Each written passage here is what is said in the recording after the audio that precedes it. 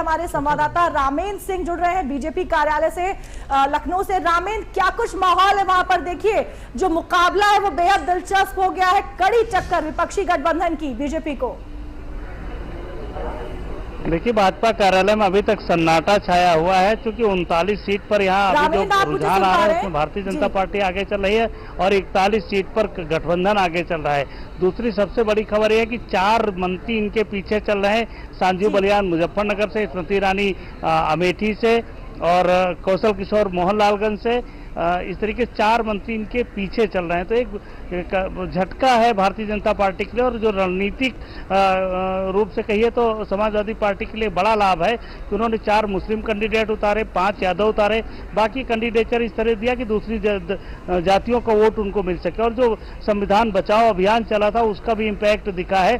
जो बसपा कोर्ट है वो पूरी तरीके से दूसरी जगह शिफ्ट हुआ है। इस कारण से भारतीय जनता पार्टी को नुकसान उठाना पड़ा है। ये कई इशूज हैं जो छोटे छोटे मिलकर बड़े मुद्दे बने हैं और उसके कारण भाजपा को नुकसान उठाना पड़ रहा है। दीप्ति,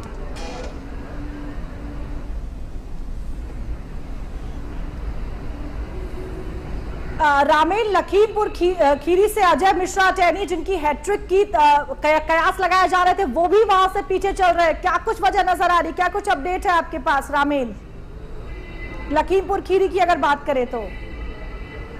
दीप्ति, आपकी आवाज साफ हम तक नहीं आ पा रही है।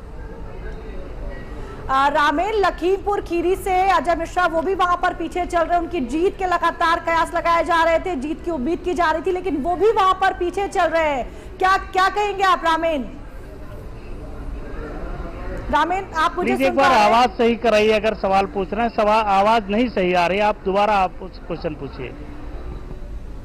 ठीक है, तकनीकी कारणों से हमारे संवाददाता से हमारा संपर्क नहीं हो रहा है। रामेंद्र, आपके पास वापस आएंगे, आप बने रहे। और हमारे पास एक बड़ा पैनल यहाँ पर एक्सपर्ट्स का, जिनसे हम समझने की कोशिश करें कि आखिर क्या कुछ वो वजह हैं जो आंकड़ों में इतना बड़ा अंतर भी सीधे तौर पर दिखाई जा रहा है। क्योंकि शुरुआत से ये बात हो रही थी कि विपक्षी गठबंधन जो है वो कमजोर नजर आ रहा था और बीजेपी ने मिशन 80 का जो अपना लक्ष्य रखा था कहीं ना कहीं वो आसान दिख रहा था। लेकिन अब जब ये आंकड़े हम देखते हैं तो जो फर्क है वो सीधे तौर पर हमें नजर आ रहा है। यहाँ पर तमाम क्षेत्रों की, अगर यूपी की बात करें, 80 सीटों का हम विश्लेषण कर रहे हैं। जो एक्सपर्ट्स हैं वो हमारे साथ यहाँ पर है। देखिए, पश्चिमी उत्तर प्रदेश की बात करी जाए, हमारे साथ पश्चिमी उत्तर प्रदेश के एक्सपर्ट हैं अशोक राजपूत जी। अगर पश्चिमी उत्तर प्रदेश की बात की जाए तो क्या लगता है आपको? क्योंकि देखिए, लगातार उम्मीदवार भी जो है वो बदले गए, बावजूद इसके जो आंकड़े हैं वो कुछ और ही कह रहे हैं, जो रुझान हमारे पास आ रहे, क्या लगता है आपको, क्या कुछ वजह रही होंगी? देखिए, जो ये किसान आंदोलन था, कुछ और विषय रहे थे, वो सब पश्चिम से आए थे जी। और पश्चिम को लेकर के भारतीय जनता पार्टी को समझ में आ रहा था। ये सत्यपाल मलिक का एक प्रकरण पहले से हुआ था, जो राज्यपाल वहां रहे, उनको लेकर रखा। भारतीय जनता पार्टी ने बड़ा पार्टी में, संगठन में बहुत सारी चीजें की, नेतृत्व दिया, राष्ट्रीय लोकदल के साथ जुड़ाव किया।